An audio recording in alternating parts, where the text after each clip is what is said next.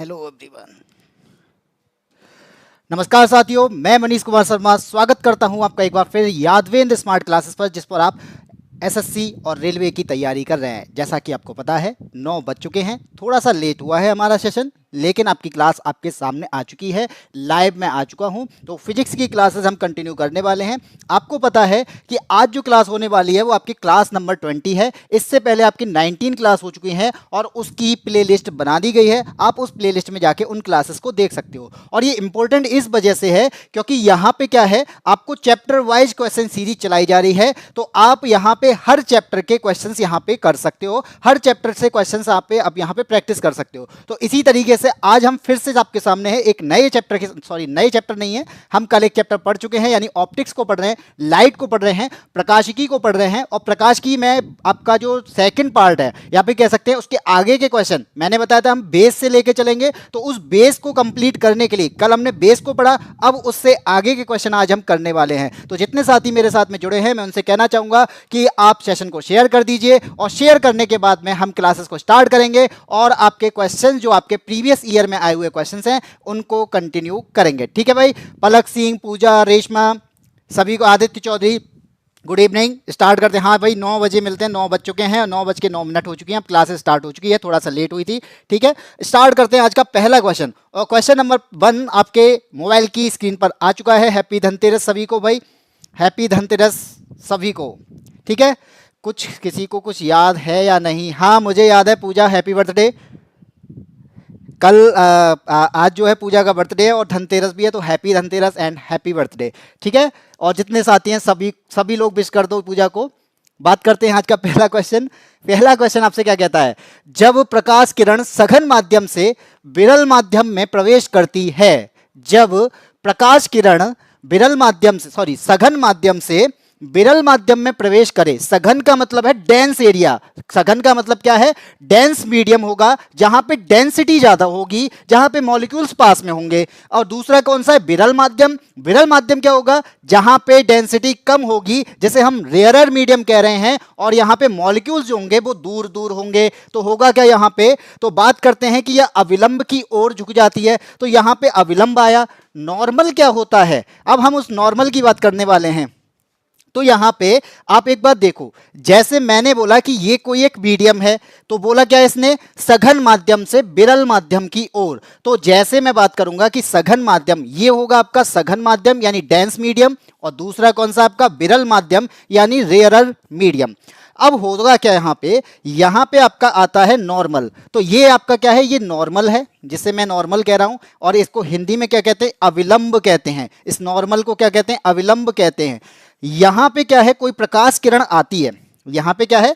कोई प्रकाश किरण कहां से आ रही है? सघन माध्यम से। तो ये कैसा है? सघन माध्यम है। और यहां से कोई प्रकाश किरण यहां आई, ठीक है, टकराई, कोई भी जगह टकराएगी। तो टकराने के बाद में क्या होगा? तो टकराने के बाद में ये नॉर्मल जो आपका दिख रहा है, इससे दूर हटेगी या इससे पास आएगी? ये चीज आपसे पूछी गई है। तो आप एक बात याद रखना, कोई भी चीज सघन माध्यम से यानी डेंसर मीडियम से कहां जा रही है? रेयरर मीडियम में जा रही है। तो आपका यहां पे क्या है? डेंसर मीडियम का मतलब है कि यहां पे मॉलिक्यूल जो होंगे पास हैं और वहां पे मॉलिक्यूल्स दूर दूर हैं। तो यहां पे क्या होगा? ये दूर हट जाएगी। तो यहां पे क्या हो जाएगा? ये दूर हट जाएगी। तो इसका मतलब क्या है? ये नॉर्मल से दूर हटते हुए प्रतीत होगी। तो जो यहां पे आ रहा है सघन माध्यम से जो भी आपकी प्रकाश किरण आ रही है, सघन माध्यम से प्रकाश किरण अविलंब से दूर हटते हुए प्रतीत होती है। ये बात यहां पे पूछी गई। इसका आंसर क्या हो जाएगा? पलक सिंह का आंसर ऑप्शन नहीं है, रितु कुमारी का ऑप्शन नंबर जी। तो यहाँ पे क्या हुआ? तो यहाँ पे ये बताया कि सघन से विरल में जाने पर ये अविलंब से दूर हटते हुए प्रतीत होती है। तो यहाँ पे आपका आंसर क्या हो जाएगा? अविलंब से दूर। तो बताओ कौन सा आंसर है? ऑप्शन नंबर सी, वह अविलंब से दूर झुक जाती है। तो ये कहाँ चली जाती है? अविलंब से दूर। अब मैं अगर इसको उल्टा कर दूं, उल्टा का मतलब ऊपर कर दूं विरल माध्यम यानी रेयरर मीडियम और नीचे कर दूं सघन माध्यम, तो जैसे ये सघन माध्यम में जाएगी तो ये अविलंब की ओर झुकेगी। तो इसका अगर उल्टा किया जाए तो जैसे मैंने बोला कि मान लीजिए, चलो मैं नॉर्मली बता देता हूं कि ऐसे है, ये है आपका क्या? मीडियम, ये क्या है आपका? अविलंब। तो जैसे ही कोई प्रकाश किरण इस जगह टकराती है और ये कैसा माध्यम है, ऊपर सघन था तो मैंने यहाँ पे ले लिया ऊपर, यहाँ पे विरल, और ये ले लिया सघन, इसका उल्टा कर दिया तो ये क्या होगा, इससे पास हटते, यानी इसको ऐसे जाना चाहिए था लेकिन ये सीधे ना जाके क्या होती है, अविलंब की ओर झुक जाती है। तो यहां भी क्या हुआ, इसको कैसे जाना चाहिए था, इसको इस तरीके से जाना चाहिए था, लेकिन जैसे ये विरल में एंट्री करती है तो ये अविलंब से दूर हट जाती है। ठीक है भाई, फिर तो पार्टी बनती है पूजा, ये थैंक यू से काम थोड़ी ना चलेगा। और सबसे पहले मैंने विश किया है, किसी को याद नहीं था, मैंने बोला है। चलो आगे बढ़ते हैं, पार्टी बनती है फिर। क्वेश्चन नंबर 2 आ जाओ। क्वेश्चन नंबर 2 क्या कहता है यहाँ पे, कि बोला है कांच के प्रिज्म से हवा में जाने वाली प्रकाश किरणें किस प्रकार झुकेंगी। बात वही है, यहां पे क्या होगा, सघन और विरल की बात आएगी। तो अब में बोला गया है कि कांच का कोई एक प्रिज्म है, प्रिज्म आपने देखा होगा, तो प्रिज्म से हवा में जाने वाली प्रकाश किरणें किस प्रकार झुकेंगी, ये बात बोली गई है। थैंक यू से काम नहीं चलेगा, मैं फिर बोल रहा हूं, पार्टी बनती है पार्टी। ठीक है, साल में एक बार चीजें आती हैं। बात करते हैं, ये क्या है आपका, ये है आपका एक प्रिज्म। ठीक है, प्रिज्म आपने देखा होगा, ये है आपका प्रिज्म। अब इस प्रिज्म में क्या होगा, अब यहां से हमने वो पूछा गया है कि इस प्रिज्म में होगा क्या, यहां पे लंब के समान होगा, यानी लंब से दूर होगा। होने वाला क्या है आपको पता है, एक तरफ है आपका विरल माध्यम, क्योंकि ये हवा है, इधर जाएगी अंदर जाएगी तो कांच आ गया। तो कांच कैसा माध्यम होता है, सघन माध्यम, यानी डेंसर मीडियम होता है। और फिर ये बाहर जा रही है तो फिर ये कैसे आएगी, ये विरल माध्यम होगा। तो विरल से सघन में और सघन से विरल, दोनों ही चीजें आ गई। तो अब यहां पे क्या होने वाला है, 600 MB फिर भी नेट रो रहा है। नेट क्यों रो रहा है ये तो मुझे नहीं पता, मेरा तो नेट सही चल रहा है भाई। और अगर क्लास कैसी चल रही है आप लोग बता सकते हो, क्लास अगर अच्छी सही चल रही है तो ठीक है, हो सकता है मेरे यहाँ से दिक्कत हो, नहीं हो, अगर सही नहीं चल रही है तो हो सकता है मेरे यहाँ से दिक्कत हो, तो मैं उसको रिफ्रेश कराने की सोचूंगा। बता दीजिए इसका क्या होगा। अब यहां से कोई आती है प्रकाश किरण, ठीक है, यहां से आती है ये प्रकाश किरण। अब श्वेत प्रकाश की किरण है, अब इसका कलर चेंज करो भाई, श्वेत प्रकाश की किरण है। तो ये है श्वेत प्रकाश की, गुलाबी दिखाया है लेकिन मैंने इसका क्या माना, ये श्वेत प्रकाश की किरण है, सफेद प्रकाश है, व्हाइट लाइट है, सूर्य की जो किरणें होती हैं। जैसे ही मैं यहां पे टकराएगी, जैसे ये प्रिज्म से टकराएगी, तो मैंने क्या बोला, विरल से सघन की ओर जा रही है, और विरल से सघन की ओर जाती है तो क्या होता है, ये अविलंब की ओर झुक जाती है। तो अविलंब की ओर कैसे झुक जाएगी, तो ये इस तरीके से अविलंब की ओर झुक जाएगी। तो यहां से ऐसे जाने चाहिए था, ऐसे जाना चाहिए था, लेकिन ये थोड़ा सा अंदर की ओर आ जाती है तो ये अविलंब की ओर झुकी। ठीक है, अब यहां पे दूसरी चीज आती है, अब इससे बाहर भी तो जाएगी, तो सघन से विरल जा रही है, तो सघन से विरल में क्या होता है, ये अविलंब से दूर हटेगी। तो अविलंब यहां पे क्या बनेगा इसका, तो अविलंब से जे दूर हटना स्टार्ट हो जाएगी, तो हटा दो इसे दूर। ठीक है, और दूर हटने के बाद में यहां पे एक बात याद रखना, ये 7 रंगों में विभाजित हो जाती है। ये कितने रंगों में विभाजित हो जाती है, 7 रंगों में विभाजित हो जाती है, इस तरीके से 5, 6 और ये 7, ये 7 रंगों में विभाजित हो जाती है। प्रिज्म से निकलने पर कोई भी सफेद प्रकाश किरण होती है, श्वेत प्रकाश किरण होती है, वो 7 रंगों में विभाजित हो जाती है। और विभाजित होने के बाद में उनके नाम आप सभी जानते हैं, नाम क्या हो जाता है, विवग्योर। तो यहाँ पे BIBGYOR विवग्योर बन जाएगा। और जहां पर सबसे कम विचलित हुई है वो है रेड, और सबसे ज्यादा जो विचलित हुआ है वो है आपका वॉयलेट यानी बैगनी। तो यहां पे क्या हुआ, प्रकाश की किरण क्या हुआ, अब यहां पे अविलंब से दूर हटते हुए प्रतीत होगी। और अपवर्तन कितनी बार होगा यह भी याद रखना कि अपवर्तन कितनी बार हुआ, पहले विरल से सघन में आया, फिर सघन से विरल में आया। तो इसका मतलब क्या है, प्रिज्म से अपवर्तन 2 बार होता है। कितना बार, अपवर्तन 2 बार होता है। ठीक है, बहुत सारे कंसेप्ट आपको यहां पे समझ में आएंगे। तो यहां पे आपने कंसेप्ट को समझा कि श्वेत प्रकाश किरण जब विरल से सघन की ओर जाती है तो अविलंब की ओर झुकती है, यानी नॉर्मल की ओर झुकती है। और जब सघन से विरल की ओर जाती है तो यहां पे अविलंब से दूर हटती है, यानी नॉर्मल से दूर हटेगी। तो हटने पर जैसे ये प्रिज्म से बाहर निकलेगा तो ये 7 रंगों में विभाजित हो जाएगा। इसका मतलब है कि श्वेत प्रकाश में 7 रंग छिपे हुए थे, जो किसने निकाले, श्वेत यहां पर प्रिज्म के द्वारा निकाले गए। अब जो यहां पे डिस्पर्जन हुआ, यानी यहां पे विचलन जो हुआ है, वो विचलन यहां पे आपको प्रदर्शित हो रहा है। सबसे कम विचलित हुआ है आपका रेड, और सबसे ज्यादा जो विचलित हुआ है वो है आपका बैगनी। तो यहां पे ये क्वेश्चन भी पूछ लिए जाते हैं कि प्रिज्म से यानी सबसे ज्यादा विचलित कौन, सबसे ज्यादा विचलन किसमें, वो आता है वॉयलेट में। तो सबसे बड़ा एंगल कौन बनाएगा, वो आपका बैगनी रंग बनाएगा, और सबसे कम एंगल कौन बना रहा है, वो आपका रेड बनाएगा। ठीक है, तो यहां पे आपका आंसर क्या हो जाएगा, ये अविलंब से पास हटेगी या दूर, तो दूर हट रही है, जब बाहर निकल के आएगी तो अविलंब से दूर हट रही है। तो इसका आंसर हो जाएगा ऑप्शन नंबर बी। तो जिन लोगों का ऑप्शन नंबर बी है, रेशमा का, पूजा ने आंसर सी बताया था, तो लंब की ओर नहीं, अविलंब की ओर नहीं, अविलंब की ओर तो आपका केवल प्रिज्म के अंदर जाने पर होता है, जैसे ही प्रिज्म से बाहर निकलेगा तो क्या हो जाएगा, तो आपका अविलंब से दूर हटेगा। सही चल रहा है तो बहुत अच्छी बात है। बेजानी हिपना, अच्छा ये उसकी ट्रिक है, अरे विव की और याद कर लो, बेजानी हपनिला, हपिनला। हाँ हाँ बिल्कुल, 7 रंग होते हैं, पलक सिंह का आंसर भी है। चलिए आगे बढ़ते हैं, अगले क्वेश्चन पे आते हैं। अगला क्वेश्चन क्या कहता है, अब यहाँ पे आपको इंस्ट्रूमेंट दिए हैं, कौन कौन से, चश्मा, रेडियो, मोबाइल और घड़ी, 4 चीजें दी हैं। इनमें से बताना क्या है कि ये कौन सा इनमें से अपवर्तन के सिद्धांत पर काम करता है। किसके सिद्धांत पर, अपवर्तन। और अपवर्तन को इंग्लिश में क्या कहते हैं, रिफ्रैक्शन कहते हैं। और रिफ्लेक्शन जो होगा वो आपका क्या होता है, जो प्रकाश किरण एक माध्यम से दूसरे माध्यम में नहीं जाती, उसी माध्यम में लौट आए तो उसे क्या कहते हैं, रिफ्लेक्शन कहते हैं। यानी यहाँ पे परावर्तन होता है, और अपवर्तन जो होता है जो एक माध्यम से दूसरे माध्यम में एंटर कर जाती है, उसे क्या कहते हैं, अपवर्तन कहते हैं। तो इन चारों में कौन सा होगा, आंसर आ चुका है कि नहीं, सार शायद सी ही होगा, सी नहीं होगा पूजा, लंब से दूर हटेगी।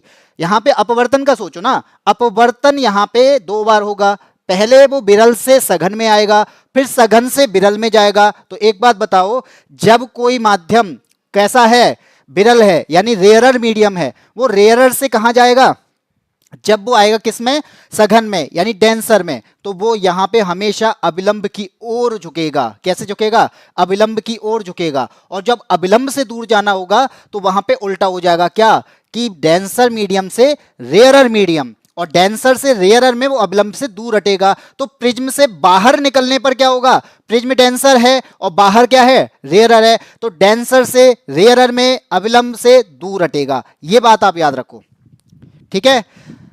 आर्यन ने बताया है बी, ऋतु कुमारी का आंसर ए, पलक सिंह का बी, रेशमा बी, पलक सिंह बता रही है बी। तो यहां पे एक बात याद रखो, आपने बताया है बी, तो रेडियो संचार है और आपका ये मोबाइल है, ये किस पर काम करता है, ये कम्युनिकेशन के मीडियम है। ये क्या है, ये कम्युनिकेशन के मीडियम है। अगर ये कम्युनिकेशन के मीडियम है तो आप एक बात बताओ, इनमें जो वेव काम करेगी वो रेडियो वेव्स काम करेगी। और यहां पे आप अपवर्तन और परावर्तन का मतलब ही कहां रह गया भाई, अपवर्तन और परावर्तन के लिए क्या चाहिए, लेंस, दिख रहा है ना, ये ऐसे लेंस चाहिए, या कोई शीशा होना चाहिए, मिरर होना चाहिए, वहां पे अपवर्तन परावर्तन होगा। तो इनमें से आपको क्या दिख रहा है भाई, घड़ी दिखेगी या चश्मा, घड़ी का भी यूज नहीं है। ऑप्शन नंबर ए बचा हमारे पास में, तो ए यहां पे आंसर हो जाएगा भाई। ये तो सिंपल सा क्वेश्चन था, ऑप्शन नंबर ए, कि किस में अपवर्तन हो सकता है। तो उसके लिए क्या चाहिए, कांच चाहिए, चश्मा चाहिए, यहाँ पे आपका लेंस चाहिए, ये सारी चीजें चाहिए। तो यहाँ पे क्या होगा, ऑप्शन नंबर ए का, और केवल ऋतु कुमारी का सही है। ठीक है, आगे बढ़ें, अगले क्वेश्चन पे आए। अगला क्या कहता है, हाँ जी पिंकू कुमार, बिल्कुल पलक सिंह ए होगा। ठीक है, आगे बढ़ते चलो, क्वेश्चन नंबर 4 क्या कहता है, एक माध्यम के निरपेक्ष अपवर्तनांक का मान, एक माध्यम के अपवर्तनांक, कल पढ़ चुके हैं, कल की क्लास अगर आपने देखी होगी ना, अब तुरंत आंसर दोगे भाई अपने, अपवर्तनांक क्या होता है। तो अपवर्तनांक क्या होता है, ये कल हम पढ़ चुके थे, क्या होता है भाई, अपवर्तनांक जिसे म्यू से हम रिप्रेजेंट करते हैं, होता है सी अपॉन बी। भाई ये सी अपॉन बी होता है, तो मतलब क्या है, सी यहाँ पे क्या है, बी यहाँ पे क्या है, तो पता होना चाहिए। सी यहाँ पे प्रकाश की चाल है, तो बी भी क्या है, यहाँ पे बी भी आपका प्रकाश की चाल है। लेकिन डिपेंड क्या करेगा, यहाँ पे सी का मतलब है निर्वात में प्रकाश की चाल, क्या है यहाँ पे, निर्वात में प्रकाश की चाल, और यहां पे बी क्या है, किसी माध्यम में प्रकाश की चाल। ठीक है, किसी माध्यम में प्रकाश की चाल, तो उससे हम क्या निकाल सकते हैं, अपवर्तनांक निकाल सकते हैं, हम म्यू निकाल सकते हैं। तो कोई वस्तु कितना मुड़ी है, ये किसके माध्यम से पता चलता है, अपवर्तनांक के माध्यम से पता चलता है।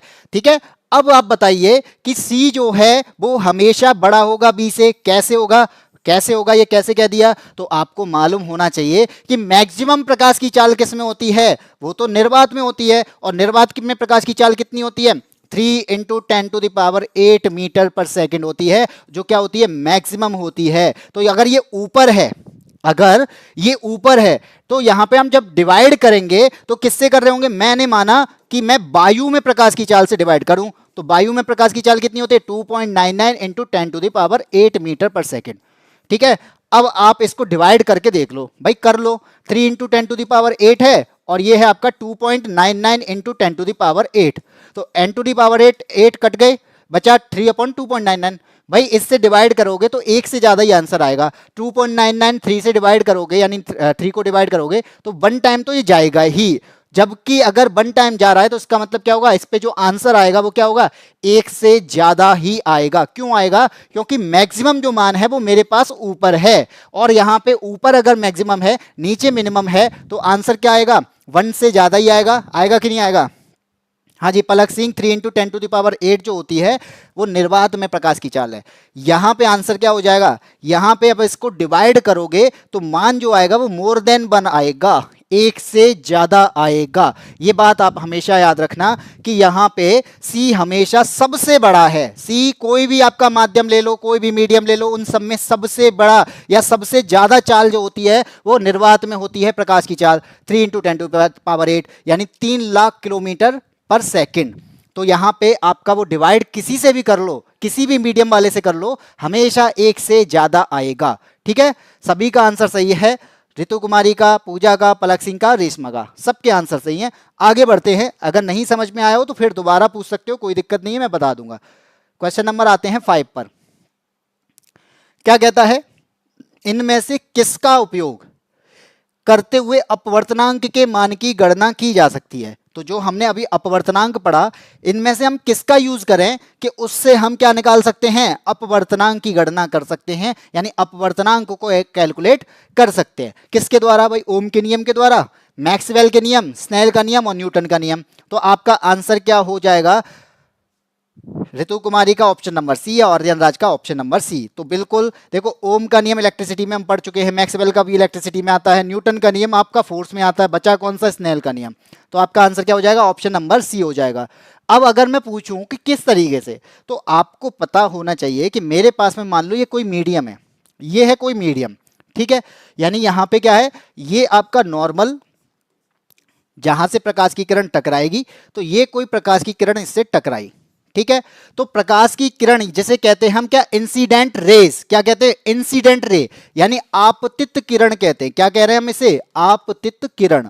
और आपतित किरण जब इस मिरर से यानी इस मीडियम से टकराएगी तो टकराने पर क्या होगा, मान लो ये आपका बिरल है और नीचे क्या है, नीचे आपका सघन मीडियम है, या फिर मान लो मैं ऐसे ही नॉर्मली बता देता हूं कि अगर ये प्रकाश से इससे दूर हट गई, दूर हटेगी, तो इन दोनों के बीच में भी क्या बनेगा, इन दोनों के बीच में एंगल बनेगा, इसे आपतित किरण कहते हैं। और जो अपवर्तित हो जाए उसे अपवर्तित किरण कहते हैं। क्या कहेंगे इसे अपवर्तित यानी रिफ्रैक्शन रे कहते हैं, रिफ्रैक्टेड रे कहते हैं। तो अब यहां पे क्या होगा, इनके बीच में एंगल बन रहा है, इंसिडेंट रे का जो एंगल होगा वो आपका आई होगा, और जो आप अपवर्तित यानी आपका अपवर्तित किरण जो होगी इसके बीच में जो एंगल बनेगा वो आपका आर होगा। तो यहां पे क्या बन जाएगा, यहां पे बनेगा एन, ठीक है। यहां पे क्या हो जाएगा, यहां पे मीडियम मैंने लिया, ये N1 मीडियम है और ये N2 मीडियम है, तो यहां पे क्या होगा, तो आपका हो जाएगा स्नेल के नियम से N1 sine i equal to N2 sine r, ठीक है, ये बन जाएगा। और इसके माध्यम से क्या बन जाएगा, ये साइन आई upon sine r upon equal N2 upon N1, जो कि है स्नेल का नियम। तो आप दोनों तरीके से याद कर सकते हो, ये स्नेल का नियम है, ठीक है। जब प्रकाश किरण एक माध्यम से दूसरे माध्यम में जाती है तो वो अविलंब के या तो पास आएगी या फिर वो दूर हटेगी, तो दोनों के लिए यूज क्या होगा, स्नेल का नियम यूज होगा। तो यहाँ पे जो एंगल बनेगा इंसिडेंट रे और नॉर्मल के बीच में आई बनेगा, और यहाँ का जो एंगल बनेगा वो नॉर्मल और आपका रिफ्रैक्टेड रे के बीच में आपका क्या बनेगा, आर बनेगा। तो यहां से आपका जो नियम यानी कौन सा नियम लग जाएगा, स्नेल का नियम लग जाएगा, और उस स्नेल के नियम के अकॉर्डिंग आपका आंसर क्या आ जाएगा, sine I upon sine r equal to N2 upon N1। और यही क्या कहलाता है, यही आपका अपवर्तनांक कहलाता है, म्यू कहलाता है अपवर्तनांक, जिसे हम पूछा गया है यहाँ पे, ठीक है। हाँ जी, स्नेल्स लॉ, बिल्कुल। आगे बढ़ते हैं, अगले क्वेश्चन पे आते हैं, क्वेश्चन नंबर 6। क्वेश्चन नंबर 6 क्या कहता है, कह रहा है यहां पे किसी पदार्थ का अपवर्तनांक भिन्न भिन्न माध्यमों में प्रकाश के संचरण के सापेक्ष किस से संबद्ध किया जा सकता है? तो अपवर्तनांक जो है वो किस वजह से संबद्ध किया, यानी किससे संबंध होगा उसका ये बताना है। इनमें से सीधे सीधा आप ये सोचो कि क्वेश्चन दिया है कि जो आपका अपवर्तनांक होता है वो अपवर्तनांक इनमें से किस पर डिपेंड होता है? फोर्स पर डिपेंड है, त्वरण पर है, विस्थापन है पर है, या फिर चाल पर है? तो रेशमा का आंसर है बी और आर्यन का आंसर है स्पीड। तो चलो देखते हैं क्या आंसर होगा। पलक सिंह ने बताया नमस्ते। बाकी चलो क्वेश्चन से नमस्ते या मुझसे? अच्छा डिलीट कर दिया। ऋतु कुमारी का आंसर है बी। तो आप एक बात याद रखना कि यहाँ पे माध्यम मैंने बोले कि आप मान लो सघन से विरल की ओर जाओ, सघन से विरल माध्यम की तरफ जाएंगे तो सबसे सघन हमने कौन सा लिया? मैंने माना कि यहाँ पे कांच है, ठीक है। कांच के बाद मैंने लिया पानी, तो कांच से पानी आपका क्या है? ये विरल है। और पानी से भी विरल कौन है, यानी रेयर कौन है? वो है आपका वायु। इन तीनों के अपवर्तनांक क्या होंगे? अलग अलग होंगे कि नहीं होंगे? भाई इन तीनों का जो अपवर्तनांक होगा वो क्या होगा? अलग अलग होगा। तो अलग अलग कैसे होगा? सबसे ज्यादा जो होगा वो किसका होगा? जो डेंस कौन है यहाँ पे? कांच है। तो इन तीनों में सबसे ज्यादा किसका? 1.52 कांच का। पानी का अगर यहाँ देखेंगे तो क्या हो जाएगा? 1.33 और हवा का क्या हो जाएगा? 1.003। ये आपके अपवर्तनांक होते हैं। ये निकालते किससे हैं? तो आपको मालूम है अपवर्तनांक का जो फॉर्मूला होता है mu equal to c upon b होता है। और ये फॉर्मूला हमने अभी देखा था, शुरुआत से पढ़ते आ रहे हैं कि mu equal to c upon b है, जो प्रकाश की चाल है। अगर ये प्रकाश की चाल है यहाँ पे तो क्या मतलब हो गया? तो ये किस पर डिपेंड है? ये ऑप्शन नंबर डी पर डिपेंड है, यानी उसकी स्पीड पर डिपेंड है। पलक सिंह एक्सेलरेशन नहीं होगा, पलक सिंह का आंसर बी नहीं, यहाँ पे डी आंसर होगा। भाई चाल की तो बात हो रही है, चाल की ही तो बात कर रहे हैं। मैं यहाँ पे मैंने क्या बोला? प्रकाश की चाल, माध्यम में प्रकाश की चाल, निर्वात में प्रकाश की चाल। शुरुआत से कल से यही बता रहा हूं कि चाल पर डिपेंड होता है आपका अपवर्तनांक। तो यही तो यहाँ पे पूछा गया था कि ये किस पर डिपेंड है? अपवर्तनांक हम किससे निकालते हैं? चाल से। किसकी चाल से? प्रकाश की चाल से। तो यहाँ पे प्रकाश की चाल मीडियम के डिपेंड करेगा, निर्वात में क्या है, वायु में क्या है, ये इस पर डिपेंड करेगा, ठीक है। तो यहां पे आपको ये समझ में आ गया होगा। डेंसर में क्या होगा? डेंसर मीडियम होगा, उसमें अपवर्तनांक ज्यादा, देख रहा होगा। कांच में अपवर्तनांक ज्यादा, तो यहां पे क्या होगा? वेग कम होगा। डिपेंड करेगा, ये चीज याद रखना कि डेंसर में अपवर्तनांक अगर ज्यादा है तो वेग कम होगा, और रेयरर में अपवर्तनांक अगर कम है तो वेग ज्यादा होगा। तो जिन लोगों का आंसर डी है बिल्कुल सही है।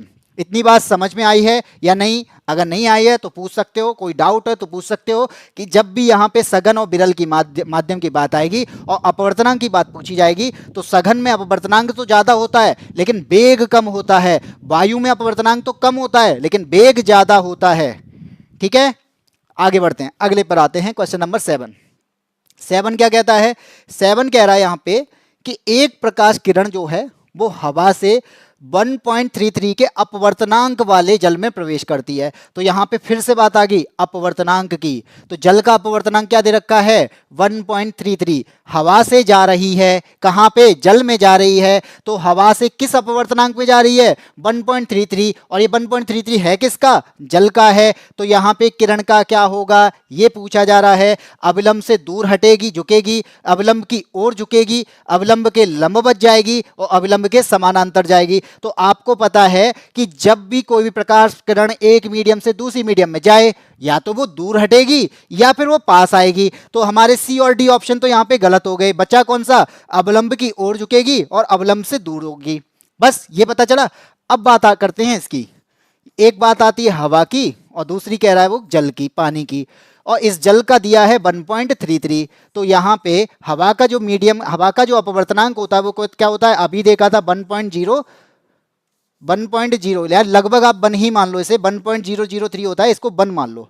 ठीक है, तो आपको पता है हवा कैसा है? विरल है या सघन है? आर्यन का आंसर आ रहा है अविलंब की ओर जाएगी। पूजा का आंसर है बी, आर्यन राज बी बता रहे हैं, विदुला ने ए बता दिया। सबके आंसर है अलग अलग, क्योंकि हवा पानी की तुलना में अधिक सघन है। नहीं पूजा, यहाँ पे जल सघन होता है, हवा रेयरर होती है। यही तो मैं बता रहा हूं, अपवर्तनांक इसका कम है तो इसका मतलब क्या है, ये रेयरर मीडियम है। और ये कैसा है, ये डेंसर मीडियम है। और जब भी डेंस मीडियम होगा और रेयरर मीडियम होगा तो आपको पता है कि ये क्या है, ये आपके पास में कोई आपका मिरर है या मीडियम चेंज करेगा। ये मीडियम यहाँ पे कौन सा होगा, विरल, और ये होगा आपका सघन। तो सघन, विरल से सघन की ओर नॉर्मल से जब कोई प्रकाश किरण टकराती है तो ये हमेशा नॉर्मल की ओर झुकती है, नॉर्मल की ओर झुकेगी। ऑप्शन नंबर बी होगा।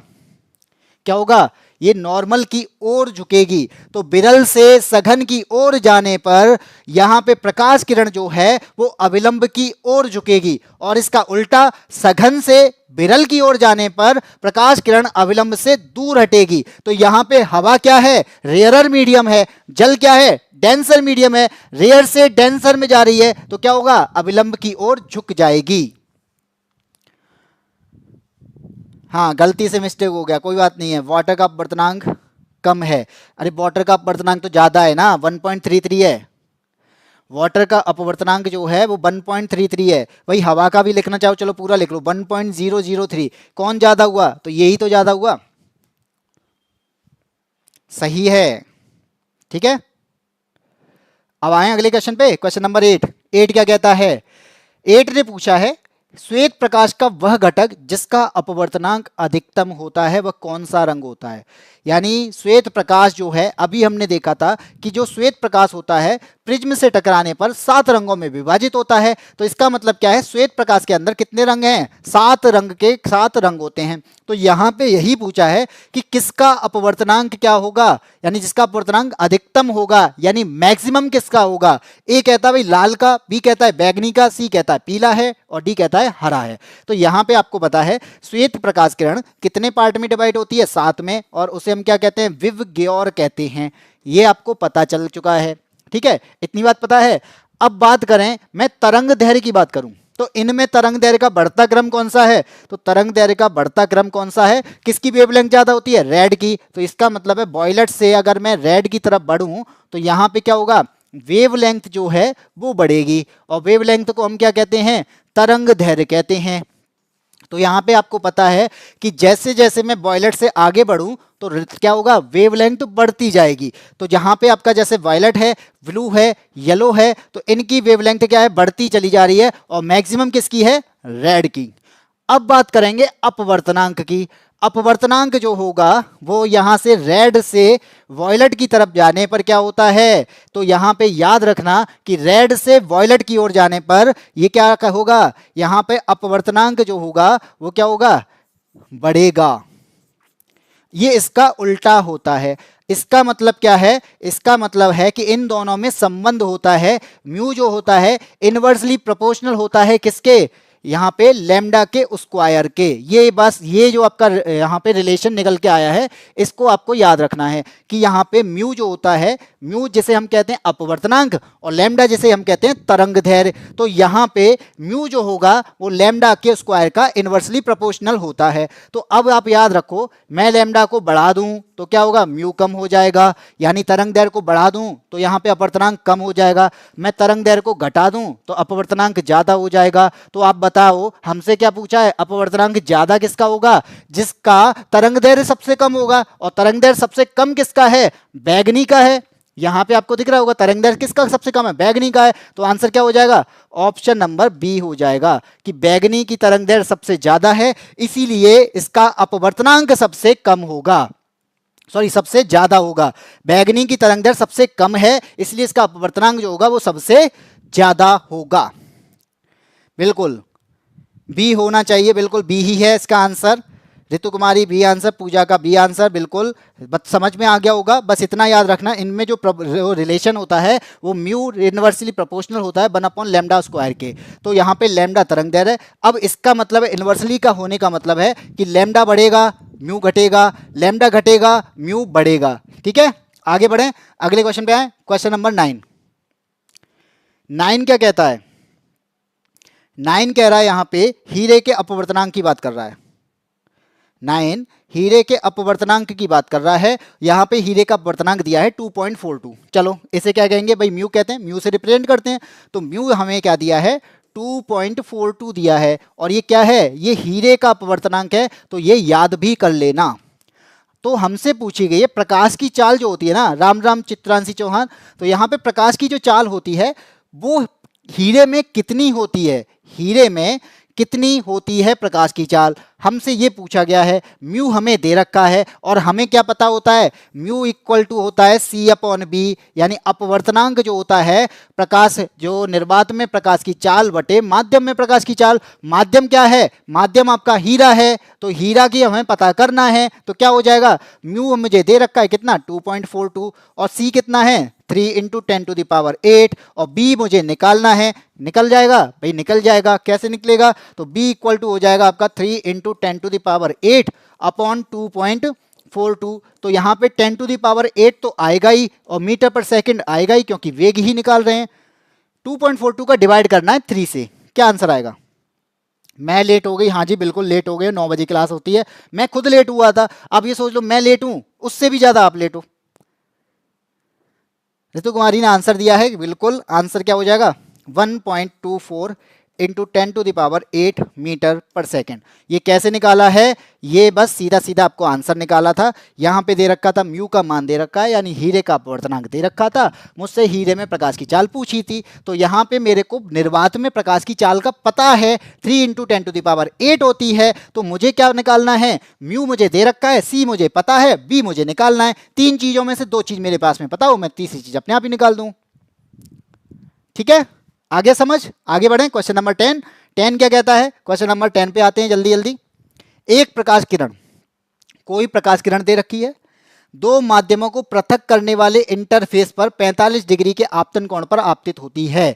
आपतन कोण पर आपतित होती है, यानी ये क्या है, ये आपका आपतित किरण है। यहां पे क्या होगा, ये क्या है, आपतित किरण है। इसके बाद में क्या दे रखा है, यानी इंसिडेंट रे है। इंसिडेंट रे यहाँ पे आपतित हो रही है और एक एंगल बना रही है। और जो हमने अभी स्नेल का नियम देखा था, तो स्नेल के नियम के अकॉर्डिंग अगर आप देखो तो ये क्या होगा, ये क्या है आपका, एक आपका नॉर्मल है और इस नॉर्मल पे आपतित किरण क्या बना रही है, नॉर्मल और आपतित किरण के बीच में जो एंगल बन रहा है वो 45 डिग्री का है। और ये क्या है, आई का मान है, क्या है ये, आई का मान है। अब मुझे क्या निकालना है, यानी आपतित होती है, अपवर्तन कोण 30 डिग्री है, तो इसका मतलब क्या है कि ये रिफ्रैक्शन होने के बाद में यहां पे इनके बीच में जो एंगल बना है ये आपका 30 डिग्री का बना है। क्या बना है, 30 डिग्री का बना है। अब मेरे को क्या फॉर्मूला लगाना है भाई, स्नेल का नियम लगाना है। स्नेल का नियम क्या होता है, स्नेल का नियम मैंने पढ़ा है अभी, म्यू इक्वल टू होता है sine I upon sine are.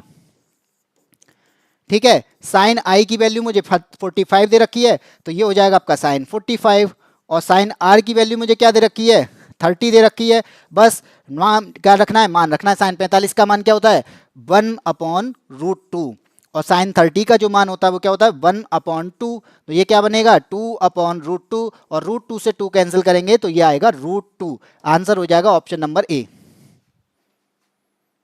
कुछ नहीं, आपतन कोण दे रखा है 45 डिग्री और आपका अपवर्तित कोण दे रखा है 30 डिग्री। तो जब मेरे पास में आई और आर की वैल्यू है, आई और आर की अगर वैल्यू दी है तो मुझे क्या निकालना है, तो मुझे यहाँ पे स्नेल का नियम लगाना है। म्यू इक्वल टू होता है sine I upon sine R. Sine I यानी आई की वैल्यू 45 है, तो साइन 45 का मान क्या होता है 1/√2। साइन 30 का मान क्या होता है 1/2। तो यहाँ पे 2/√2 आया, √2 को 2 से अगर डिवाइड करेंगे तो √2 आंसर आ जाएगा। ठीक है, चलें आगे बढ़े, अगले क्वेश्चन पे आए। Question number 11। 11 क्या कहता है, 11 कह रहा है आपसे, अब बात आती है गोलीय दर्पण की। यहां पे मैंने अपवर्तनांक से जितने भी क्वेश्चन बन सकते थे अलग अलग तरीके से जो थे सारे क्वेश्चन करा दिए। तो यहां मुझे लगता है अपवर्तनांक से रिलेटेड कोई भी क्वेश्चन आ जाएगा आप आसानी से कर दोगे, क्योंकि मैंने यहां पे सेम क्वेश्चन नहीं कराए। एक आपका जो टाइप है, हर टाइप से आपके क्वेश्चन मैंने एक एक उठाया है, तो मैंने सारे करा दिए। अब बात आती है गोली दर्पण की, तो नेक्स्ट टॉपिक आपका क्या है, गोली दर्पण है। अब गोली दर्पण क्या होता है, तो आप मैंने लिया एक खोखला गोला, ठीक है, ये क्या है एक खोखला गोला है। ठीक, अब इस खोखले गोले से मैं क्या करता हूं, यहां से इसको तोड़ देता हूं या फिर काट देता हूं। तो इस जगह से मैंने क्या किया, इसको काट दिया। तो यहां से मैंने इसको काटा, तो क्या बना मेरे पास में, ये एक अलग से बैल यानी ये अलग से आपका क्या बन के आया, एक यहाँ पे दर्पण निकल के आया। तो वो दर्पण कौन सा था, तो मैंने यहाँ पे, चलो मैं आपको दोबारा बना के दिखा देता हूँ। यही मैंने दर्पण जो लिया इसको क्या कर दिया, ये मैंने यहाँ बना दिया। चलो अब वो कहोगे अरे आपने पूरा बना दिया, तो पूरा नहीं, इसको हम अधूरा बनाते हैं। तो यहाँ पे इस तरीके से ये बन जाएगा आपका, ठीक है। ये ले लिया मैंने इस तरीके से, और अच्छे से लूं तो लो, ठीक है। तो अब आपको समझ में आ रहा होगा कि यहां पे ये जो चीज दे रखी है वो क्या है।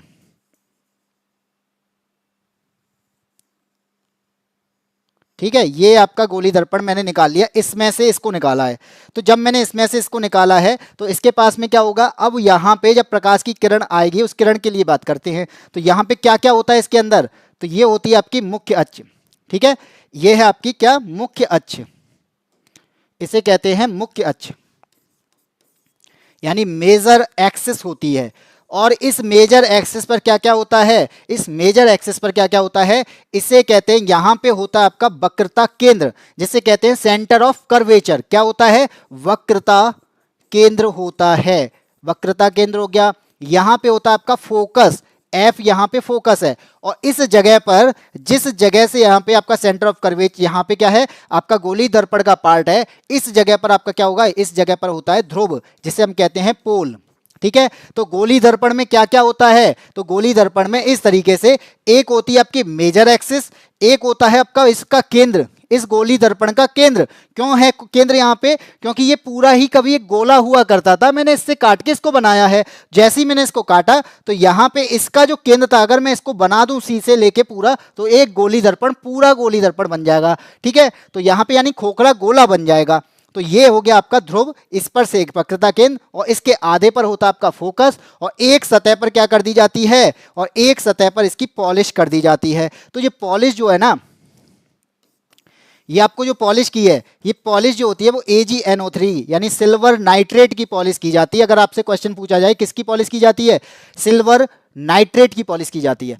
अब ये करेगा क्या, ये प्रकाश का अपवर्तन करेगा या परावर्तन, तो भाई यहाँ पे परावर्तन होगा, क्योंकि यहाँ पे क्या हो रहा है, प्रकाश एक मीडियम से दूसरे मीडियम में जा ही नहीं पा रहा है। यहां से प्रकाश आएगा और टकराएगा, वापस आ जाएगा, और टकराकर वापस आने को क्या कहेंगे, परावर्तन कहेंगे। तो आपका आंसर क्या हो जाएगा, इसका आंसर हो जाएगा प्रकाश का परावर्तन, ऑप्शन नंबर सी में।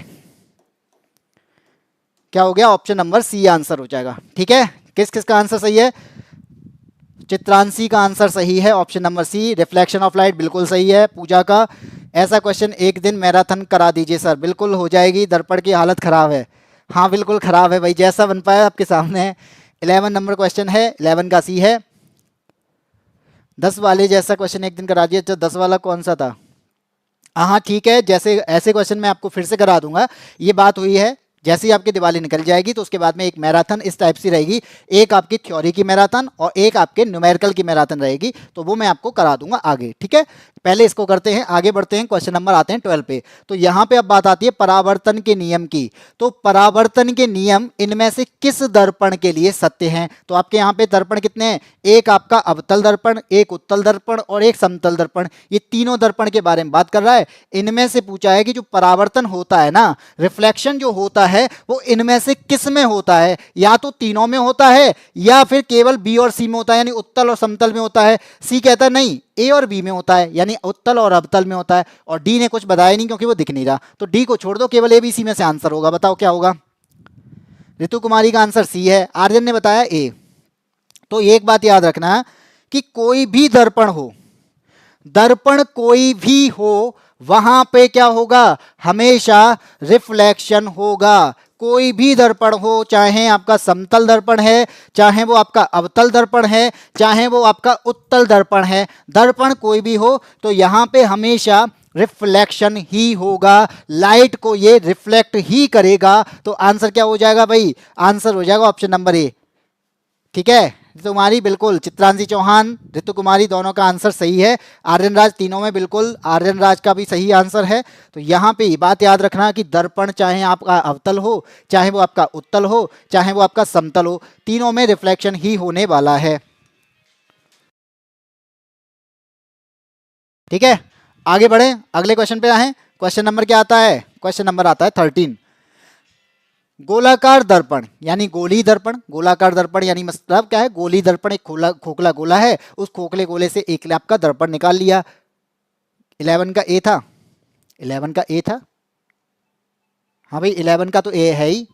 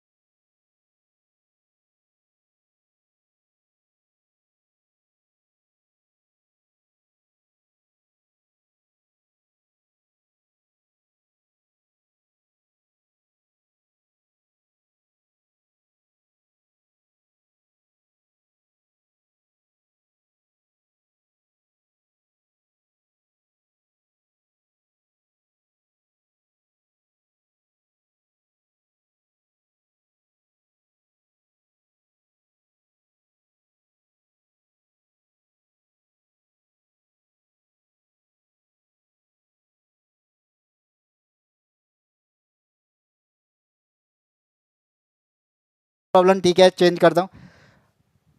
आ जाओ फिर दोबारा से समझ लो। हाँ वॉइस बंद हो गई थी, कोई बात नहीं है, वॉइस गया नहीं है, वॉइस आ रहा है। तो मैं दोबारा से बता दूंगा। यहाँ पे मैंने बताया कि ये आपका क्या है? ये आपका आपका गोली दर्पण है। इस गोली दर्पण पे एक तरफ मैंने कर दी पॉलिश, ठीक है, एक आ गया, अब तो आ गया होगा। तो यहाँ पे मैंने इस गोली दर्पण पे एक सतह पर कर दी पॉलिश, ठीक। अब इस गोली दर्पण का सेंटर क्या है? सेंटर ऑफ कर्वेचर यानी सी, ठीक है। एफ क्या है? यानी फोकस, और पी क्या है? यहाँ पे पोल, ठीक है। ये तीनों चीज होती हैं गोली दर्पण में। अब पूछा क्या गया है मुझसे? प्रतिबिंबित सतह यानी रिफ्लेक्टिंग सरफेस, जहां से प्रकाश रिफ्लेक्ट होगा। तो यहां से कहां से रिफ्लेक्ट होगा? तो इस जगह से जहां पर पॉलिश नहीं है। एक तरफ तो पॉलिश है, उधर प्रकाश का कोई मतलब नहीं है। मेरे पास में दूसरी जगह बची, दूसरी वाली जो है, तो यहां पे प्रकाश क्या होगा? प्रतिबिंबित होगा। और जैसे ही वो प्रतिबिंबित होगा, इसका मतलब क्या है? ये क्या दिक्कत आ रही है? तो प्रकाश यहां से क्या होगा? रिफ्लेक्ट होगा। तो रिफ्लेक्टिंग सतह कौन सी हो जाएगी? तो रिफ्लेक्टिंग जो सरफेस है वो ये पाली पाली जो आपको दिख रही है ना, ये आपकी ये रिफ्लेक्टिंग सरफेस होगी। और यहां से अगर प्रकाश सरफेस, अब मुझसे पूछा गया है क्या? मुझसे पूछा गया इसका केंद्र क्या होगा? तो इसका जो केंद्र होगा वो क्या होगा? पोल होगा। ये बात याद रखना। आ गई वॉइस? ठीक है। तो इसका मतलब यह है कि आपके पास में कोई गोली दर्पण है और उसके रिफ्लेक्टिंग सतह, रिफ्लेक्टिंग सरफेस, जहां से प्रकाश रिफ्लेक्ट हो रहा है, उस जगह से केंद्र पूछा जाए तो वो केंद्र आपका पी होगा। लेकिन अगर गोली दर्पण का केंद्र पूछा जाए तो गोली दर्पण का केंद्र होगा सेंटर ऑफ कर्वेचर। तो गोली दर्पण का केंद्र कौन सा है? Centre of curvature. लेकिन इस गोली दर्पण पे रिफ्लेक्टिंग जो आपकी एरिया है, इस रिफ्लेक्टिंग सरफेस का केंद्र कौन सा होगा? तब आपका ध्रुव होगा। तो आंसर क्या हो जाएगा? ऑप्शन नंबर सी हो जाएगा। ऑप्शन नंबर सी है आपका पोल। पढ़ लो भाई, पढ़ लो। आगे बढ़ते हैं, अगले क्वेश्चन पर आते हैं। Question number 14। मैं मुझे लग रहा है वो वॉइस प्रॉब्लम थी, ठीक है, अब तो सही है। आगे बढ़ते हैं, क्वेश्चन नंबर 14 पर आते हैं। 14 क्या कहता है? गोलाकार दर्पण की वक्रता केंद्र क्या होता है? वक्रता केंद्र क्या होता है बताओ? अभी बता रहा था। यहां पे बस आपको करना क्या है? नॉर्मल सी चीज समझनी है, मैं आपको थोड़ी देर में तुरंत समझा दूंगा। क्या है ये आपका क्या है? गोली दर्पण। और इस गोली दर्पण पे क्या होता है? सेंटर ऑफ कर्वेचर, फोकस और पोल, ये तीन चीजें होती हैं। मेजर एक्सिस पर सेंटर, फोकस और पोल होते हैं। मुझसे क्या पूछा गया है? इस सेंटर ऑफ कर्वेचर के बारे में पूछा गया है। सेंटर ऑफ कर्वेचर क्या है? ये खोखला गोला है, उसका एक पार्ट है, उसका एक सेंटर है। तो मान लो अगर इस सेंटर से लेके मैं इसको कंप्लीट कर दूं, तो कंप्लीट करने पर आपका ये खोखला गोला बन जाएगा। अगर मैं वक्रता केंद्र पर इसी त्रिज्या से इसकी रेडियस से पूरा गोला घुमा दूं तो क्या बन जाएगा, एक पूरा गोला बन जाएगा। तो ये खोखला ही गोला है, उस खोखले गोले का केंद्र है सेंटर ऑफ कर्वेचर। तो यहां पे आपको बस इतना बताना है तो बता दो भाई, उस खोखले गोले का केंद्र है, यही तो है। आंसर मिल गया पहले ही, ऑप्शन नंबर ए। तो ये खोखले गोले का एक पार्ट है और इस खोखले गोले का केंद्र है, यहां से आप इसको कंप्लीट कर सकते हो। ठीक, आगे बढ़ते हैं, क्वेश्चन नंबर आते हैं 15 पर। एक आपतित किरण है, ठीक है, एक समतल दर्पण की सतह के साथ 30 डिग्री का कोण बनाती है। एक समतल दर्पण है, चलो बना लेते हैं। ये है आपके पास में समतल दर्पण, ठीक है। ये क्या है, ये आपका प्लेन मिरर है यानी समतल दर्पण है। और इस समतल दर्पण के साथ में क्या हो रहा है, इस समतल दर्पण के साथ में ये है आपका नॉर्मल, जहां से प्रकाश किरण टकराएगी। तो ये प्रकाश किरण इससे टकराई, चलो टकरा गई, और टकराने के पास में यहां पे इन दोनों के बीच में क्या बनेगा, एंगल ऑफ इंसिडेंस, ठीक है, एंगल ऑफ इंसिडेंस। इसके बाद में इसने क्या बोला, परावर्तित हो जाए। तो परावर्तन क्या होता है, उसी माध्यम में वापस लौट जाना। अगर मीडियम चेंज हो रहा है और वो प्रकाश किरण है वो दूसरे मीडियम में जा पा रही है तो क्या होगा, अपवर्तन होगा। लेकिन अगर यहां पे उसी माध्यम में वापस लौट जाएगी तो परावर्तन होगा, रिफ्लेक्शन होगा। तो ये बन जाएगा आपका रिफ्लेक्शन, और इन दोनों के बीच में क्या बनेगा, एंगल ऑफ रिफ्रैक्टेड, ठीक है, ये बन गए। इसके बाद में मुझसे क्या बोला है कि एक आपतित किरण है, एक समतल दर्पण की सतह के साथ 30 डिग्री का कोण बनाया है। बात याद रखना एक बात, क्यों, यहां पे एंगल ऑफ आई है, एंगल ऑफ आर है, लेकिन इसने जो कोण बनाया है ना वो नॉर्मल के साथ नहीं बनाया। किसके साथ बनाया है, उसने सतह के साथ बनाया है। और सतह कौन सी, समतल दर्पण की। तो इसके साथ कौन सा एंगल बनाया है, इसके साथ में जो एंगल बनाया है वो हमारा 30 डिग्री का है। यानी जो यहां पे बना है ना, इसके बीच में नहीं कह रहा, वो इसके बीच में कह रहा है कि 30 डिग्री का एंगल बनाया है। अब बोल रहा है कि जो परावर्तित कोण होगा, यानी ये वाला, ये कोण मुझे बताना है ये क्या होगा। तो बताओ क्या होगा। तो आपको पता है ना कि यहां पे आपतन कोण जो होगा, यानी आपतन कोण जो है, यानी कोण आई जो है वो कोण आर के बराबर है। अगर ये दोनों बराबर हैं तो इसका मतलब क्या है, तो यहाँ पे जो एंगल इसके साथ में है रिफ्लेक्शन के साथ में, वो एंगल भी क्या हो जाएगा, 30 डिग्री का हो जाएगा। और ये पूरा आपका कोण कितने का बन रहा होगा, 180 का बनेगा। और अगर ये 180 का है तो ये कितने, ये भी 60 के होंगे, ठीक है। अगर मुझसे पूछता इनके बारे में तो 60 होता, लेकिन इसने क्या पूछा, इतना कुछ पूछा नहीं है, इसने बस बताया कि परावर्तित कोण क्या होगा। तो परावर्तित कोण जो है समतल दर्पण के साथ में वो तो 30 डिग्री का ही होगा, क्योंकि 30 डिग्री आपका दे रखा है और ये दोनों होते हैं बराबर। अनुज कुमार भाई राम राम, बिल्कुल पूजा का आंसर सही है। सबसे बिदुला का भी आंसर ऑप्शन नंबर, बिदुला आपका गलत है, कोई बात नहीं है, बी आंसर होगा। ऋतु कुमारी का 60, ऋतु कुमारी 60 होता। अगर वो पूछता क्या, एंगल ऑफ इंसिडेंस या फिर एंगल ऑफ रिफ्लेक्शन, ये दोनों अगर पूछता तो 60 होता। उसने कुछ पूछा ही नहीं है, उसने हमें समतल दर्पण की सतह के साथ तो 30 डिग्री दे रखा है। तो इसका मतलब क्या है, इस सतह के साथ ही आंसर क्या होना चाहिए, 30 डिग्री ही होना चाहिए। और यहाँ पे जो रेलवे ने आंसर दिया है वो भी 30 डिग्री ही दिया है। अगर वो 30 डिग्री है तो वो इस रिफ्लेक्शन यानी सतह के साथ में 30 डिग्री का है, यहाँ पे रिफ्लेक्शन के साथ में नहीं है। रिफ्लेक्शन के साथ में होता यानी एंगल ऑफ रिफ्लेक्शन होता तो 60 डिग्री बनता, ना कि 30 डिग्री। ये बात आप याद रखना। अगर वो इस चीज को पूछेगा तो बताएगा, वो बोलेगा इस चीज को, लेकिन उसने कुछ यहां पे बोला नहीं है। हम समतल दर्पण की सतह के साथ ही इसका आंसर देंगे, वो हो जाएगा आपका 30 डिग्री, ठीक है। क्वेश्चन नंबर आता है 16। हेलो चित्रांशी, चलो ठीक है। अपने, अब क्वेश्चन नंबर 16 क्या कहता है, अपने बाएं हाथ में पेन को पकड़कर, जैसे ये मेरा बायां हाथ है, इस बाएं हाथ में मैंने पकड़ रखा है पेन, ठीक है। अब क्या कहता है, एक व्यक्ति अपना प्रतिबिंब शीशे में देखता है। अब आप देखो शीशे में, इस बाएं हाथ में पेन को पकड़ो और शीशे में देखो। तो शीशे में जब देखता है तो पेन जो है ना वो दाएं हाथ में दिखता है। जब हम बाएं हाथ में पेन पकड़ेंगे तो शीशे में देखने पर वो हमें दाएं हाथ में दिखता है, और अगर दाएं हाथ में पेन को पकड़ें तो वो बाएं हाथ में दिखता है। तो ये जो है ना, ये जो घटना है ये क्या है, ये क्या, कौन सी घटना है, इसके बारे में पूछा गया है। ए कहता है ये डिवाइडेड इमेज है, बी ने बताया कि टोटल इंटरनल रिफ्लेक्शन है, सी कह रहा है नहीं लेटरल इन्वर्जन है, और डी कहता है ये रिफ्रैक्शन है।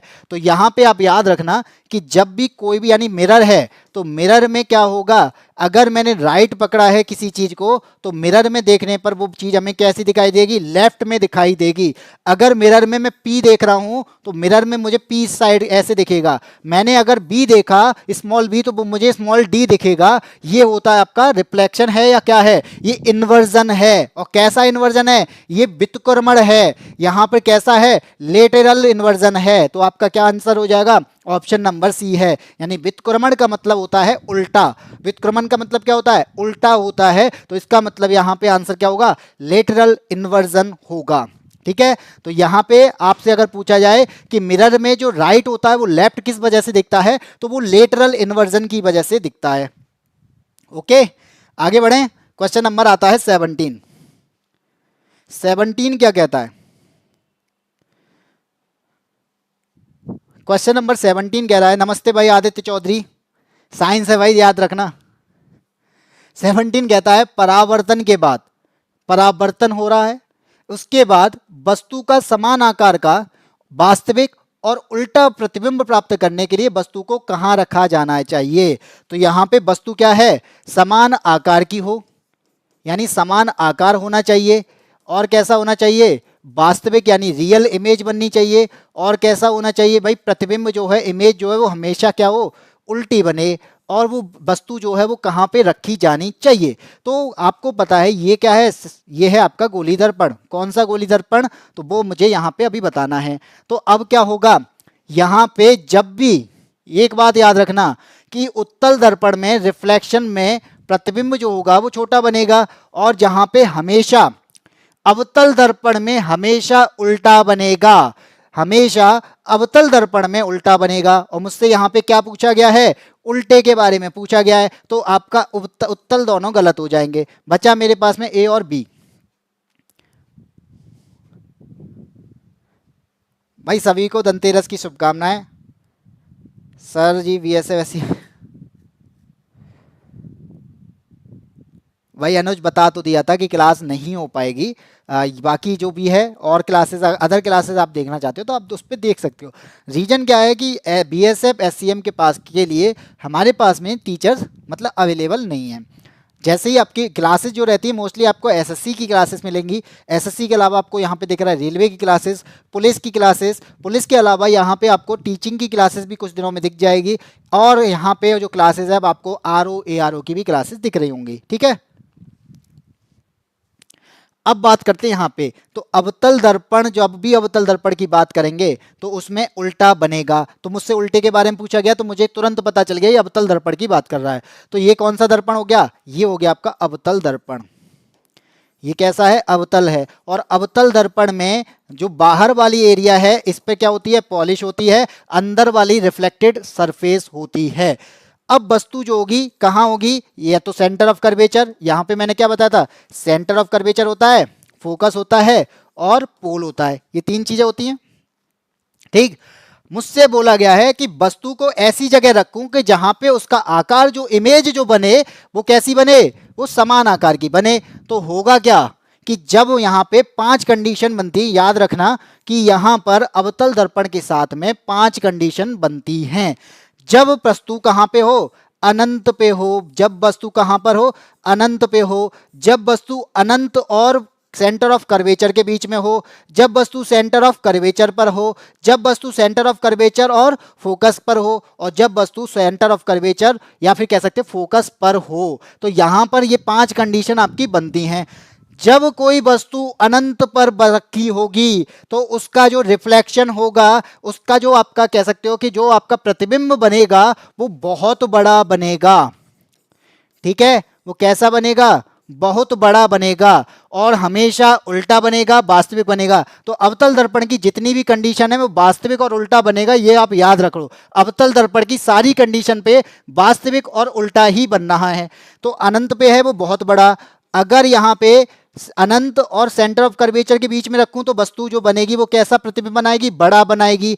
सेंटर ऑफ कर्वेचर पर समान आकार का बनाएगी, और इस पे क्या बनाएगी, सेंटर ऑफ कर्वेचर और फोकस के बीच में, तो ये बनाएगी छोटा, और फोकस पर बनाएगी बहुत छोटा। तो यहाँ पे याद क्या रखना है, यहाँ पे वस्तु को जैसे जैसे जैसे मैं अवतल दर्पण के पास में ला रहा हूं, वस्तु छोटी होती चली जा रही है। वस्तु का जो प्रतिबिंब है ना वो छोटा होता चला जा रहा है। जैसे जैसे मैं पास लाया, अनंत पर था तो बहुत बड़ा, अनंत से पास में लाया यानी सेंटर ऑफ कर्वेचर से बीच में लेके आया तो क्या हो गया, बड़ा बना। यहाँ पे फिर सेंटर ऑफ कर्वेचर पे रखा तो समान हो गया, सेंटर ऑफ कर्वेचर और फोकस के बीच में रखा तो छोटा हो गया, और फोकस पर रखा तो बहुत छोटा हो गया। तो यहाँ पे जैसे जैसे दर्पण से दूर जाओगे तो वस्तु बड़ी होगी, जैसे जैसे दर्पण के पास में आओगे तो वस्तु का प्रतिबिंब छोटा बनेगा। ये बात यहां पे याद रखनी। ये 5 कंडीशंस बनती हैं यहां पे अवतल दर्पण के साथ में। तो अब हमसे पूछा क्या है कि अवतल दर्पण कहां पे यानी समान होगा, समान आकार का। समान आकार का कहां बन रहा है, सी पे बन रहा है, तो ऑप्शन नंबर ए यहां पे सही हो जाएगा, अवतल दर्पण के सी पर, सेंटर ऑफ कर्वेचर पर। नमस्ते रूही, चित्रांशी चौहान, हो गया सत्या, सब गया नेट। बी आंसर, हाँ अब आ गया सबका आंसर बी। आगे बढ़ें, ये आप याद रख लेना। देखो 5 कंडीशन मैंने बता दी और एक ही में मैंने आपको सारी बता दी। आपको बार बार सारी चीजें याद रखनी होती हैं, मैंने आपको एक ही में बता दिया कि जैसे जैसे आप दूर जाओगे वस्तु का प्रतिबिंब बड़ा, जैसे जैसे आप दर्पण के पास आओगे वस्तु का प्रतिबिंब छोटा होता चला जाएगा। समान आकार इन सब के बीच में बनेगा, तो भाई बीच में पार्ट क्या है, सेंटर ऑफ कर्वेचर है, तो वहां पे समान बनेगा ना। तो बस इस सेंटर ऑफ कर्वेचर से इस साइड आओगे तो छोटा, उस साइड जाओगे तो बड़ा। ये 5 कंडीशन है। बस आगे बढ़ते हैं, अगले क्वेश्चन पे आते हैं, क्वेश्चन नंबर 18। अब 5 कंडीशन तो मैंने बताई जहां पे प्रतिबिंब जो है वो वास्तविक यानी रियल इमेज बना रहा है। अब एक कंडीशन अवतल दर्पण की ऐसी होती है जहां पे वो रियल नहीं, कैसा बनाता है, आभासी प्रतिबिंब बनाता है, वर्चुअल बनाता है। अरे सर कुछ लोग तो आज के दिन भी नाराज हो गए भाई, कम से कम धनतेरस पे तो नाराज मत हो। जो भी है इस पर बात करते हैं। देखो अवतल दर्पण के पीछे एक कंडीशन मैंने बताई, अवतल दर्पण के सामने जितनी कंडीशन थी 5 बनी, एक कंडीशन बनती है अवतल दर्पण के पीछे वाली कंडीशन। तो यहां पे क्या है, जैसे ये अवतल दर्पण, ये आपकी major axis, centre of curvature, focus, pole, polish, बस ऐसे याद रख लो, centre of curvature, focus, pole और पॉलिश, ये है आपका अवतल। एक कंडीशन ऐसी बनती है जब मैं फोकस तक था, यानी एक कंडीशन क्या बनी थी, 5 कंडीशन मैंने देखी थी, आप बताओ 5 कंडीशन कौन सी थी। पहली कंडीशन अनंत पे बहुत बड़ा बना, अनंत और सेंटर ऑफ कर्वेचर के बीच में वस्तु रखी तो आपका उससे छोटा हो गया। जब सेंटर पे रखी तो समान आकार का बना, जब सेंटर ऑफ फोकस पे बनी तो छोटा होगा, और फोकस पे रखी तो बहुत छोटा होगा। अब एक कंडीशन ऐसी बनती है जहां पे मैं वस्तु को कहां रखूं, यहां पे फोकस और पोल के बीच में रखूं, ये वाली कंडीशन। इस वाली कंडीशन पे क्या होता है, यहां पे आपका आभासी, यहां पे जो प्रतिबिंब बनेगा वो पोल के पीछे बनता है। कहां बनेगा, पोल के पीछे, यानी दर्पण के पीछे बनेगा। और याद रखना कि दर्पण के पीछे बन रहा है तो वो क्या होगा, आभासी होगा यानी वर्चुअल होगा। दर्पण के सामने बन रहा है तो वो क्या होगा, तो वो वास्तविक होगा। दर्पण के पीछे आभासी, दर्पण के सामने वास्तविक। तो सारी कंडीशन क्या आती, ये सारी कंडीशन दर्पण के सामने है। जैसे यहां आया तो दर्पण के पीछे बना तो ये कैसा होगा, आभासी बने। और आभासी जो होता है, याद रखना कि आभासी प्रतिबिंब जो होगा वो हमेशा सीधा होता है। कैसा होता है, हमेशा सीधा होता है। और जो वस्तु है इससे क्या होगा, इससे बड़ा बनेगा। तो क्या बनेगा, वस्तु से बड़ा बनेगा। ये बात आपको याद रखनी है। यह है अवतल दर्पण की सिर्फ एक कंडीशन जिसमें वो आभासी बन रहा है, बाकी सब में वास्तविक है, बाकी सब में कैसा है, उल्टा है, बाकी सब में कैसा है, उल्टा, लेकिन एक कंडीशन पे सीधा। और वो कंडीशन कैसी, आभासी, और आभासी पर हमेशा जो प्रतिबिंब बनेगा वो सीधा बनेगा। और ये कहां बना है, दर्पण के पीछे। अगर ये दर्पण के सामने बन जाता तो भाई वास्तविक होता ना, लेकिन कहां बना, दर्पण के पीछे। और दर्पण के पीछे कैसा होगा, आभासी होगा। तो यहां पे आंसर कैसा हो जाएगा, तो मैंने ये कहां रखा है, मैंने ये प्रतिबिंब रखा फोकस और पोल के बीच में। तो आंसर क्या हो जाएगा, फोकस और पोल के बीच में, ऑप्शन नंबर बी। ओके, यहीं में कनेक्ट ऑफ हो गई पढ़ाई आप लोगों की। क्वेश्चन में आपको ज़्यादा फिर नहीं, ऐसा है आप लोग पढ़ाई तो कर नहीं रहे हो, धनतेरस मना लो। बाकी मैं आपको बस एक दो क्वेश्चन और करा देता हूँ, यानी 20 क्वेश्चन रखते हैं आज, क्योंकि मुझे नहीं लगता कि आप पढ़ने में आए हो, आप लोग अपनी बातों में व्यस्त हो। ये चैप्टर जो है ना, इसको समझना आसान नहीं है। लगता ये रिकॉर्डिंग है क्या, मेरे को बताओ भाई। अगर रिकॉर्डिंग होती तो मैं तुम्हारा कमेंट कैसे देख लेता भाई। अखिलेश सिंह, क्वेश्चन नंबर 19 देखो। अवतल दर्पण का वक्रता केंद्र कहां पर स्थित होता है? अवतल दर्पण का वक्रता केंद्र कहां पर स्थित होता है? तो भाई मैं इतनी देर से बता रहा हूं कि ये अवतल दर्पण, ये आपका मेजर एक्सिस, पीछे पॉलिश पॉलिश कर दी ये इतनी बड़ी बड़ी AgNO3 की, और सामने क्या होगा, यहां पे सेंटर ऑफ कर्वेचर, यहां पे फोकस, और ये है आपका पोल। ठीक है, अब क्या होगा, दर्पण का यहां पे ये दर्पण है, जो रिफ्लेक्टेड एरिया होगा, जहां से रिफ्लेक्शन होगा, ये दर्पण के आगे का पार्ट है। ठीक है, और जहां पे आपकी पॉलिश हो रही है, ये दर्पण के पीछे का पार्ट है, ये दर्पण के पीछे का पार्ट है जो पॉलिश हो रही है। अब आप बताओ, पूछा गया है वक्रता केंद्र कहां पर है, तो वक्रता केंद्र तो ये गया, और ये वक्रता केंद्र दर्पण के पीछे है या दर्पण के सामने है, तो भाई दर्पण के सामने है। तो आंसर क्या हो जाएगा, आंसर हो गया ऑप्शन नंबर डी। नहीं सर हम पढ़ रहे हैं, मुझे तो नहीं लग रहा भाई। अरे सर दिवाली का मौका है, सख्ती से पेश मत आइए बच्चों के साथ। भाई मैं सख्ती से पेश नहीं आ रहा, मैंने बताया दिवाली का मौका है, हम आज 20 क्वेश्चन ही पढ़ेंगे, ज़्यादा क्वेश्चन नहीं पढ़ने वाले। दिवाली की छुट्टी कब से होगी, दिवाली की छुट्टी आज से ही है।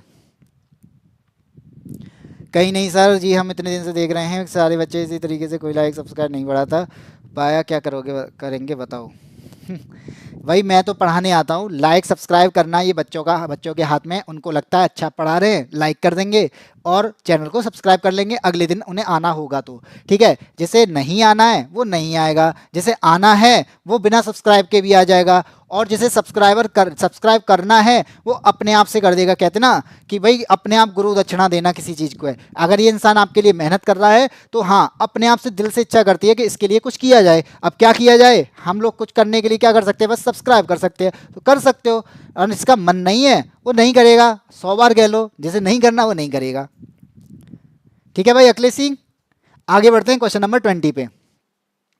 अवतल दर्पण की फोकस दूरी कैसी होती है? अवतल दर्पण की फोकस दूरी कैसी होती है? आपके सामने ऑप्शन है सदैव ऋणात्मक, धनात्मक या ऋणात्मक, सी है शून्य, सी डी है सदैव धनात्मक। तो कैसी होती है अवतल दर्पण की दूरी? याद रखो यहां पे मैंने बताया क्या, ये आपका क्या है, अवतल दर्पण। अब तो सब जान गए कि अवतल दर्पण है। अवतल दर्पण के सामने ये मेजर एक्सिस है, और पीछे जो होती है ये क्या है, ये आपके पॉलिश हो रही है। पॉलिश याद रखना किसकी होती है भाई, AgNO3 की होती है।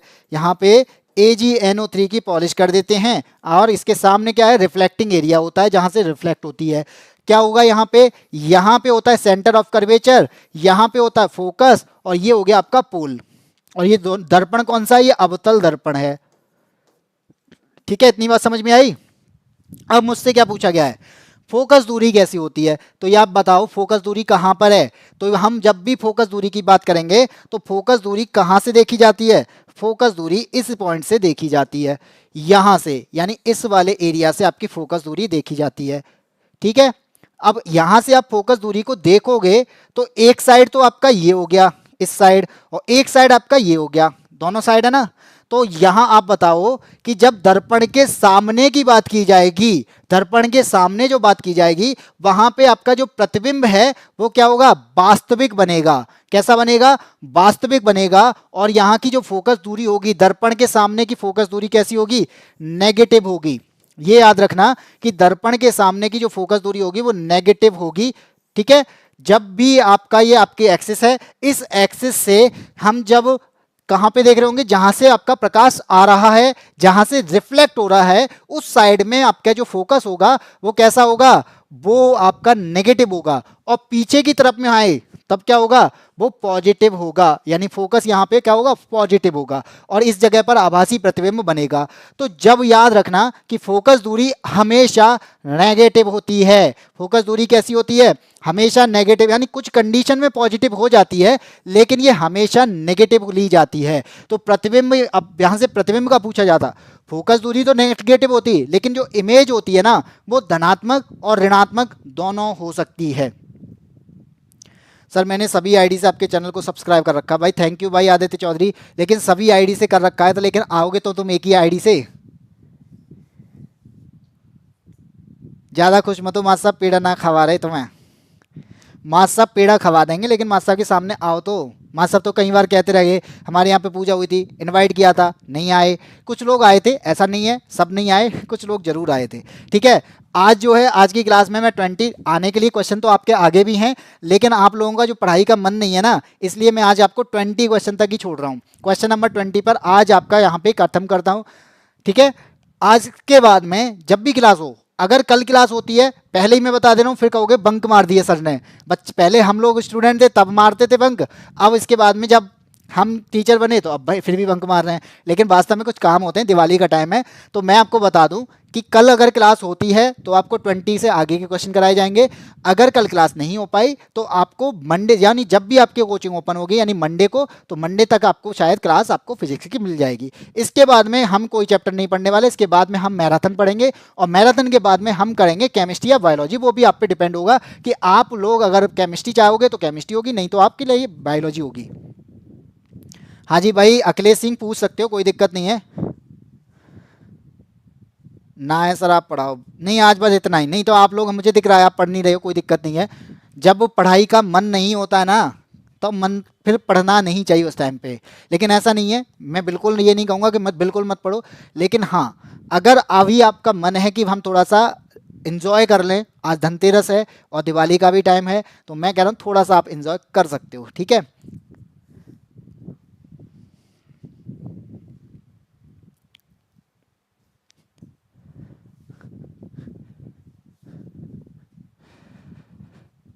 मैं पढ़ रही हूँ, नहीं पढ़ा रहे भाई, बस इतना ही है। क्वेश्चन नंबर 20 मैंने पढ़ा दिया, बस आपको आज के लिए क्लास में इतना ही रखते हैं।